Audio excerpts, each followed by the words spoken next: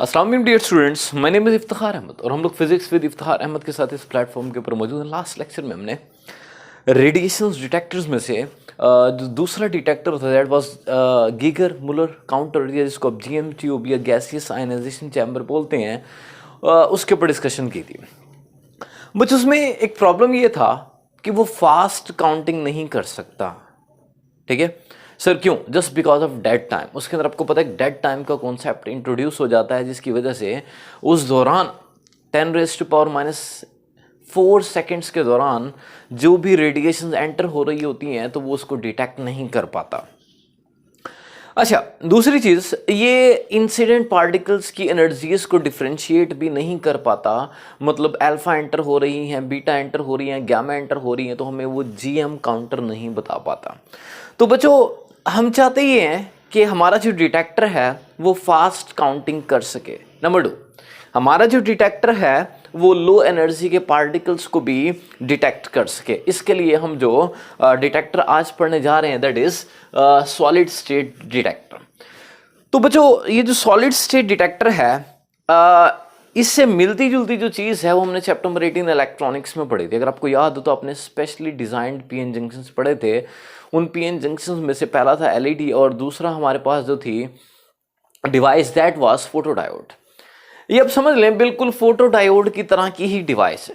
Photodiode आपको अगर इल्म हो तो वहाँ पर आपने फोटोडायोड को लाइट को डिटेक्ट करने के लिए इस्तेमाल किया था, और वहाँ पर जो लाइट थी वहाँ पर इलेक्ट्रोमैग्नेटिक रेडिएशंस थी, वो जो आपके पास रेडियो वेव से लेके गैमा रेडिएशंस की तरह गैमा की रेंज में तमाम रेडिएशन थी। यानी उसके अंदर आपके पास रेडियो भी थी, micro, infrared, visible, ultraviolet, x rays, gamma rays, तमाम को डिटेक्ट करता है। अच्छा, दूसरी चीज जो आपने वहां पर पढ़ी थी कि वो जो फोटोडायोड था वो फोटोडायोड रिवर्स में कनेक्ट किया जाता है। तो बच्चों, यहां पर भी ये भी वही काम करेगा, ये भी रेडिएशंस को डिटेक्ट करेगा, लेकिन ये कौन सी रेडिएशंस होंगी? जो अनस्टेबल न्यूक्लियाई से निकलने वाली रेडिएशंस हैं, मतलब अल्फा हैं, बीटा हैं या गैमा है। तो ये अल्फा, बीटा और गैमा को डिटेक्ट करने के लिए इस्तेमाल किया जाता है, और लेकिन इसको भी वैसे ही कनेक्ट किया जाता है जिस तरह फोटोडायोड को किया जाता है।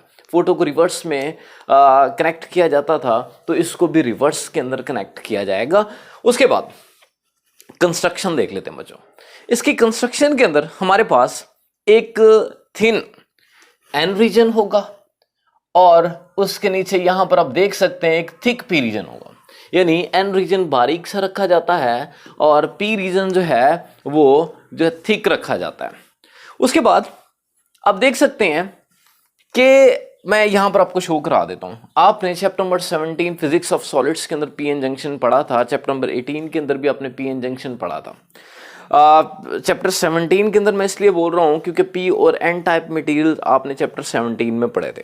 उसमें क्या होता है, पीएन जंक्शन के अंदर आप एक सिलिकॉन या जर्मेनियम का टुकड़ा लेते हैं जो कि दोनों सेमीकंडक्टर्स हैं। उसके आधे हिस्से के ऊपर आप एक पेंटावेलेंट इम्प्योरिटी ऐड कर देते हैं।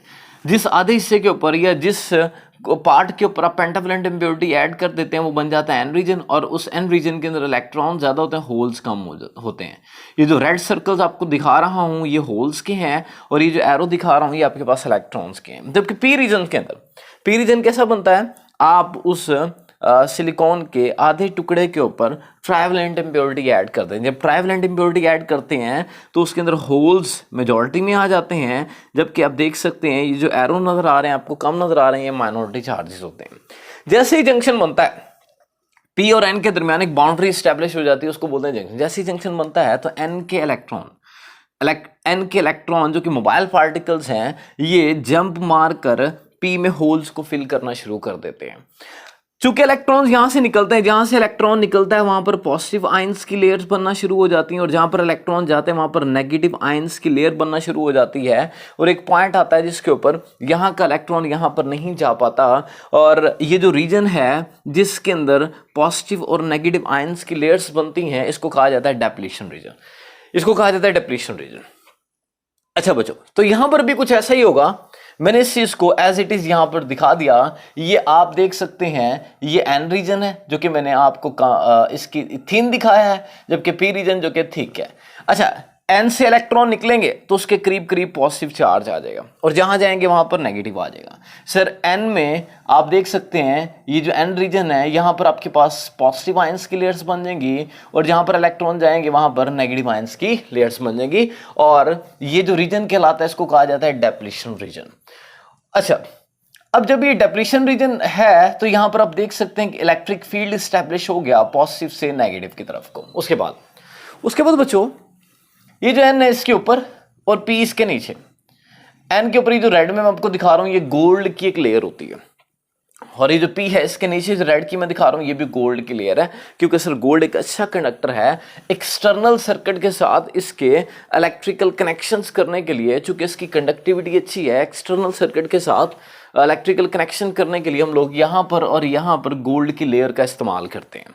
उसके बाद बच्चों हमने क्या करना है, इसको रिवर्स करना है। रिवर्स कैसे करते थे आप? रिवर्स करने के लिए आपको पता है पी रीजन को मैं क्या कर दूंगा, नेगेटिव से जोड़ दूंगा और एन रीजन को मैं पॉजिटिव से जोड़ दूंगा। ठीक है, यानी पी को नेगेटिव से जोड़ दिया यानी ये साइड नेगेटिव होगी और एन को मैंने पॉजिटिव से जोड़ दिया तो ये आपके पास पॉजिटिव साइड हो जाएगी। तो आप देख सकते हैं कि मैंने एन रीजन को पॉजिटिव से जोड़ दिया और ये जो पी रीजन है इसको मैंने नेगेटिव से जोड़ दिया। जब आप रिवर्स बायसिंग करते हैं तो माइन्यूट सा करंट फ्लो करता है of the order of micro Ampere's. Micro Ampere's के अंदर करंट फ्लो करता है just because of minority charge carriers. अच्छा बच्चों, तो ये सारी चीज मैंने कंस्ट्रक्शन यहाँ पर डिस्कस कर दी है सर। उसके बाद बच्चों मैंने रिवर्स करने के लिए 50 वोल्ट की बैटरी लगाने के बाद हम यहाँ पर एक आउटपुट कनेक्ट करेंगे।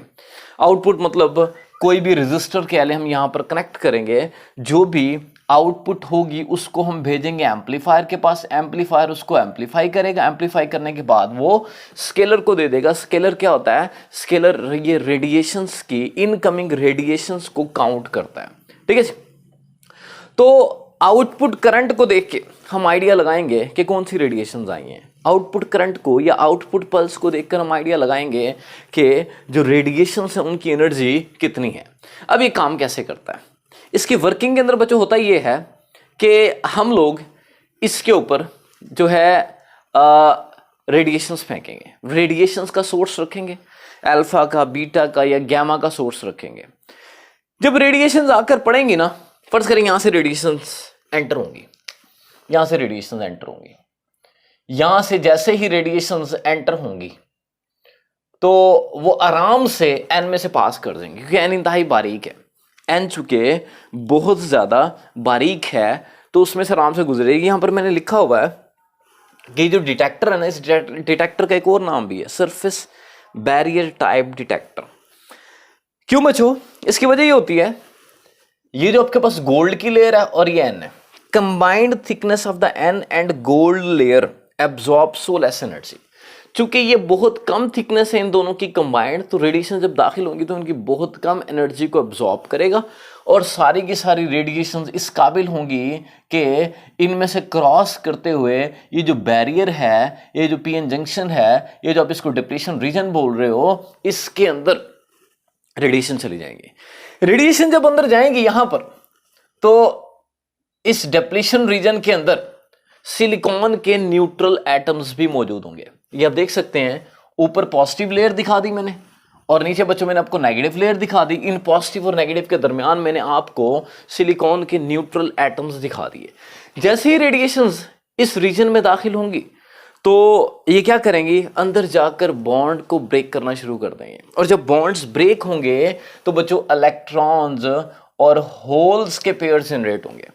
जब इलेक्ट्रॉन्स और होल्स पेयर जनरेट होंगे, और आपको पता है कि इलेक्ट्रॉन और होल का पेयर जनरेट करने के लिए तकरीबन 3 से 4 इलेक्ट्रॉन वोल्ट की एनर्जी चाहिए होगी और जो कि इंसिडेंट रेडिएशंस के पास होगी। सर इसका मतलब ये हुआ कि इतनी एनर्जी तकरीबन पार्टिकल्स के पास होती है, तो इसका मतलब ये लो एनर्जी के पार्टिकल्स को भी जो है डिटेक्ट कर सकता है। जिनके पास इतनी कम एनर्जी हो, 3 से 4 इलेक्ट्रॉन वोल्ट एनर्जी हो, उनको भी डिटेक्ट कर लेता है क्योंकि जैसे ही रेडिएशन दाखिल होंगी उनके पास इतनी एनर्जी होगी तो वो बॉन्ड्स को ब्रेक कर देंगे। जैसे ही बॉन्ड ब्रेक होगा इलेक्ट्रॉन और होल का पेयर प्रोड्यूस होगा।